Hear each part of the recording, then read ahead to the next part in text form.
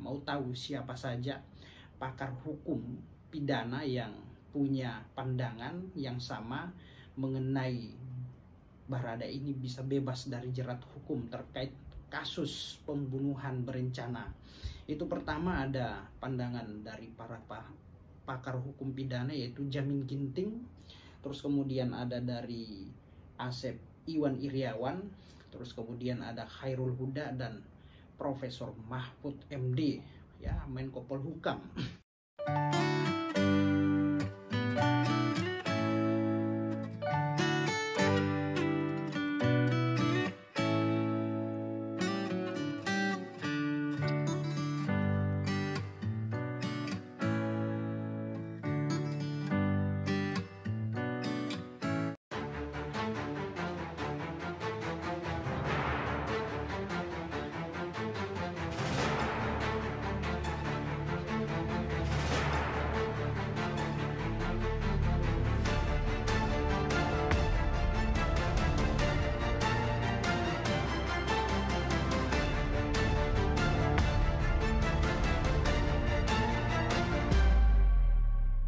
Assalamualaikum warahmatullahi wabarakatuh, teman-teman. Jumpa lagi dengan saya di channel YouTube Isram Law. Apa kabar semua? Sehat selalu ya, amin. Nah, pada kali ini ya tentu kita akan bincang-bincang mengenai masalah hukum ya, informasi seputar dunia hukum. Nah, tentunya pada segmen kali ini saya mau bahas atau tertarik membahas mengenai kasus Ferdy Sambo CS. Namun pada kesempatan ini saya tidak membahas tentang Ferdy Sambonya, tetapi lebih tertarik membahas Barada E. Nah, muncul opini publik atau spekulasi dari para pakar hukum pidana, ya, yang pada intinya di sini ya pandangan mereka hampir sama semua, muaranya hampir sama ya, yaitu Barada E ini bisa bebas dari jerat hukum, teman-teman. Nah, mau tahu siapa saja pakar hukum pidana yang punya pandangan yang sama mengenai Barada ini bisa bebas dari jerat hukum terkait kasus pembunuhan berencana. Itu pertama ada pandangan dari para pakar hukum pidana yaitu Jamin Ginting, terus kemudian ada dari Asep Iwan Iriawan, terus kemudian ada Khairul Huda dan Profesor Mahfud MD, ya, Menko Polhukam. Nah, jadi gini teman-teman ya, ini kita langsung saja ya. Sidang kasus dugaan pembunuhan berencana terhadap Brigadir J atau Nofriansah Yosua Huta Barat ini dengan terdakwa Barada E alias Richard Eliezer ini sudah disidangkan dan pada hari ini ya sudah masuk tahap pembuktian ya, sudah mendengar keterangan saksi ya.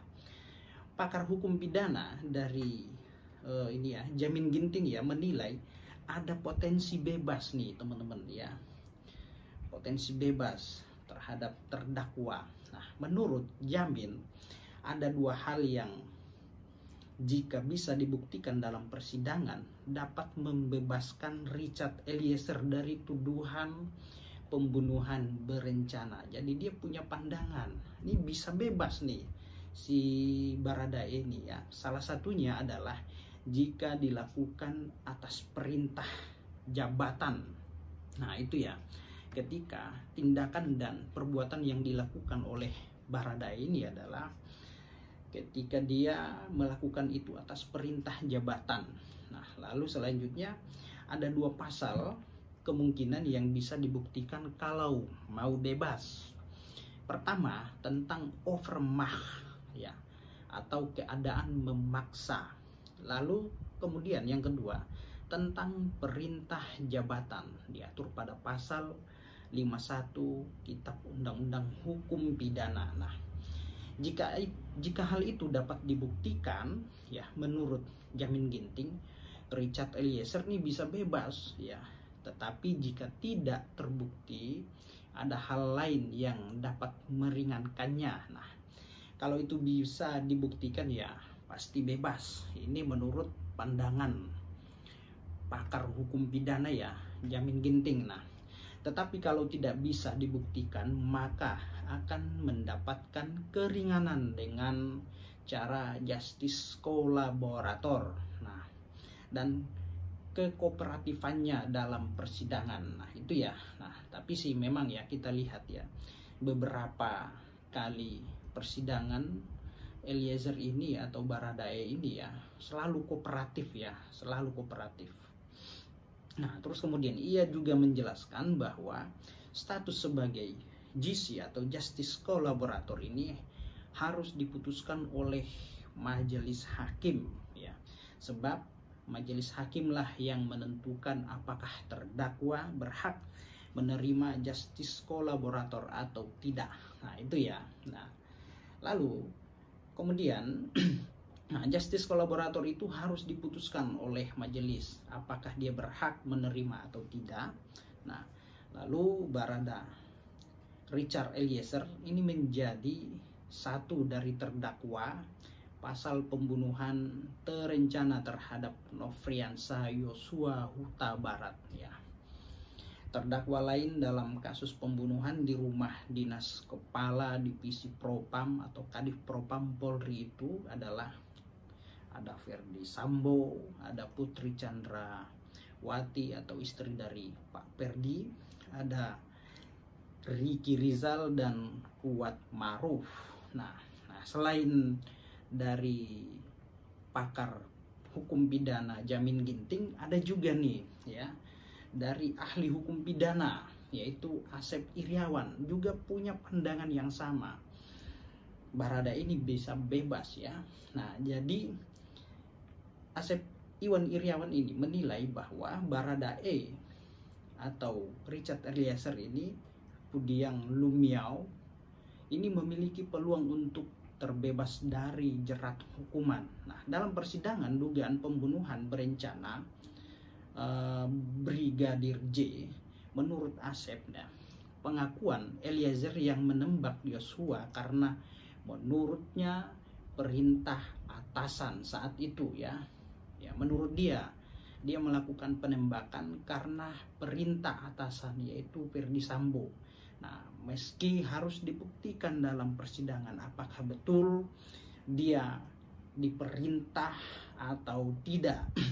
Nah, proses pembuktiannya, kata Asep Iriawan ini, harus mendengarkan keterangan ahli, yakni psikolog, guna menentukan apakah Baradae ini konsisten dengan perkataannya dan dalam kondisi tidak bisa melawan perintah atasannya.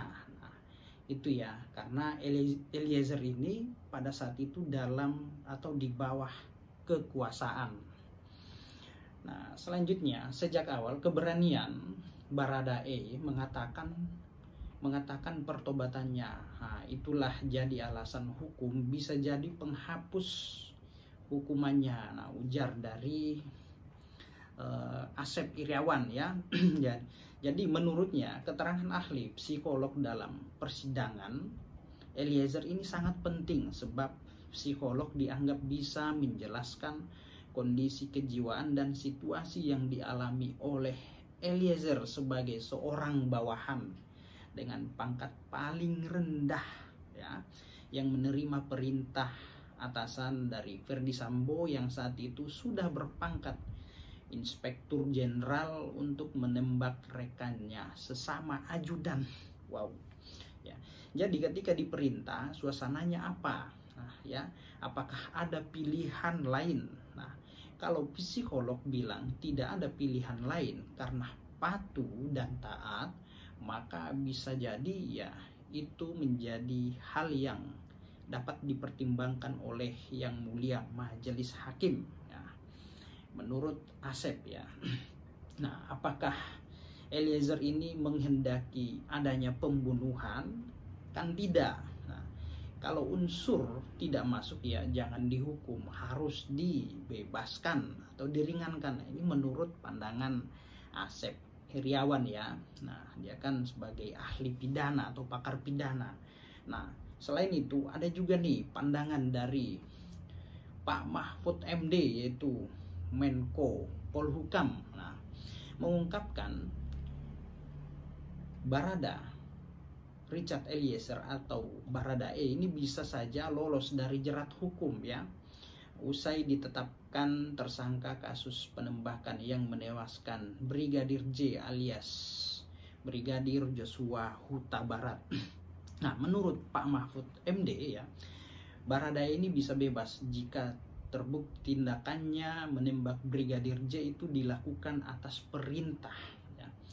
Ia memastikan pihak yang memberi perintah menembak Brigadir J tidak lolos. Nah, jadi dia memastikan nih, orang yang memberi perintah untuk menembak Brigadir J ini ya dapat dipastikan tidak lolos. Nah, ini pandangan dari Prof. Mahfud. Nah, siapa yang memberi perintah itu? Yaitu Pak Ferdi Sambo atau FS ya. Ya, mungkin saja jika Baradae diperintah, bisa saja dia terbebas dari jerat hukum karena dia diperintah, apalagi seorang jenderal yang memberikan perintah. Tetapi pelaku dan instrukturnya dalam kasus ini rasanya tidak mungkin bisa bebas. Nah, siapa instrukturnya? Siapa instruktur Baradae? Yaitu ya Pak Ferdi Sambo ya. Siapa lagi kalau bukan Pak Ferdi Sambo? Nah, itu yang dimaksud oleh Pak Mahfud.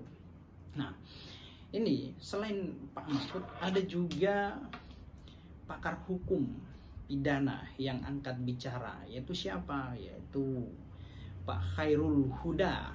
Nah, Khairul Huda ini mengungkapkan kemungkinan Baradae bisa bebas dari jerat pasal pembunuhan Brigadir J ya. Menurutnya Baradae bisa saja bebas dari proses pidana jika terbukti aksinya menembak mati Brigadir J ini di bawah tekanan atau paksaan Irjen Ferdi Sambo ya. Pak Huda yang juga menjabat penasehat ahli Kapolri bidang hukum, ini pandangan beliau, ahli pidana atau pakar hukum pidana ya. Jadi dari segi hukum pidana memang masih banyak yang masih perlu dijelaskan. Nah, menurut beliau, nah Pak Kabareskrim menyatakan bahwa Pak Irjen Ferdi Sambo yang menyuruh Baradae untuk menembak. Nah, kalau dalam konstruksi hukum, menyuruh itu artinya tanggung jawab ada pada yang menyuruh. Ini menurut konstruksi hukum ya. Jadi siapa yang menyuruh artinya beban untuk pertanggungjawaban ada pada orang yang menyuruh. Nah, itu kalau menurut Pak Khairul Huda. Sama juga dengan Pak Kapolri mengatakan bahwa penembakan dilakukan oleh Baradae atas perintah dari Irjen Ferdi Sambo. Kalau ada perintah berarti tanggung jawabnya ada pada yang memberi perintah. Nah, itu jadi jelas ya apa yang disampaikan oleh Pak Khairul ya. Dengan dua pemahaman tersebut, Khairul Huda menilai tanggung jawab hukum dibebankan hanya kepada yang menyuruh. Dalam kasus ini adalah Ferdi Sambo. Nah, berarti ya tanggung jawab itu dibebankan kepada orang yang menyuruh, orang yang memerintahkan dalam kasus ini ya. Siapa yang menyuruh, siapa yang memerintah atau dalang daripada perbuatan ini semua, yaitu ya menurut Pak Khairul Huda yaitu Ferdi Sambo, karena dialah orang yang menyuruh, memerintahkan Baradae untuk melakukan penembakan. Nah, itu ya. Nah, kalau menggunakan konstruksi menyuruh ya, menyuruh tadi ya, di dalam hukum ada namanya suruh lakukan. Nah, dalam teori dan praktiknya kalau orang yang ditempatkan sebagai hubungan namanya penyertaan. Nah, disuruh melakukan maka tanggung jawab ada pada yang menyuruh. Nah, ketika seseorang disuruh untuk melakukan suatu perbuatan atau tindakan, maka tanggung jawab itu ada pada orang yang menyuruh ya. Itu teman-teman. Nah, jelas ya pandangan Pak Khairul Huda. Nah, selanjutnya berbicara soal daya paksa nih. Nah, ini sering dibahas nih mengenai daya paksa. Daya paksa dan kondisi psikis Baradae seperti diketahui secara kepangkatan Baradae merupakan pangkat terendah di Polri. Sementara saat itu Baradae berhadapan dengan Jenderal Bintang 2 yang juga atasannya secara langsung. Nah, jadi kedua tadi dikatakan bahwa Baradae diperintah Jenderal Bintang 2 yang atasannya secara langsung. Nah, bahkan dalam keadaan yang bersangkutan Ferdi Sambo ya mungkin megang senjata juga, seperti yang dikatakan pengacara terakhir, yaitu siapa itu pengacara terakhir yang sebelum digantikan ya, Deolipa Yumara. Nah, ini konstruksinya bisa jadi perintah itu namanya sebagai sebuah daya paksa terang Khairul Huda. Nah, dia menegaskan seorang yang melakukan perbuatan pidana karena adanya pengaruh dan daya paksa maka tidak bisa dipidana. Nah, dalam hukum kalau orang melakukan perbuatan dalam pengaruh daya paksa, nah, itu tidak dapat dipidana, jelas ya. Tetapi persoalannya sekali lagi, apakah persoalan ini akan diserahkan ke pengadilan? Nah, nanti akan diputuskan apakah ada alasan pembenar atau alasan pemaaf atau daya paksa, atau katakanlah perintah jabatan, atau memang melihatnya dari perspektif lain. Ini menurut pandangan Pak Huda ya. Jadi sangat jelas nih, konkret yang disampaikan Pak Huda ya. Dalam hukum, kalau orang yang melakukan suatu perbuatan dan tindakan dalam pengaruh daya paksa, nah itu tidak dapat dipidana. Nah, itu menurut pandangan pakar hukum pidana atau ahli hukum pidana, yaitu Pak Khairul Huda ya. Nah, ini mengutip ya. Nah, itu teman-teman ya. Jadi opini atau pandangan yang diberikan oleh pakar atau ahli hukum pidana ini kan hampir sama semua ya. Nah, hampir sama. Jadi ada 4 nih pakar atau ahli, yaitu Jamin Ginting, Asep Iwan Iriawan, Khairul Huda, dan juga ada Pak Mahfud MD yang mengatakan bahwasanya ketika Baradae melakukan atau tindakan sehingga menimbulkan kematian itu dalam kondisi daya paksa saat melakukan atau di bawah tekanan atau perintah jabatan, maka berpotensi untuk bebas, kan gitu ya teman-teman. Nah, namun ada juga para ahli hukum pidana yang lain juga tidak sependapat dengan teori-teori yang disampaikan para ahli ini. Mereka justru berpendapat bahwa tetap Eliezer bisa dipidana, tetapi apakah kemungkinan dipidana mati atau justru malah sebaliknya atau pengurangan, kan gitu. Nah, kalau menurut pakar hukum lain kan seperti itu ya. Nah, itu teman-teman ya. Jadi apakah Baradae bisa bebas dalam kasus ini atau tidak? Ya, kita lihat keputusan ada pada majelis hakim. Nah, namun untuk meyakinkan majelis hakim untuk memutus bebas atau tidaknya tergantung dari proses pembuktian.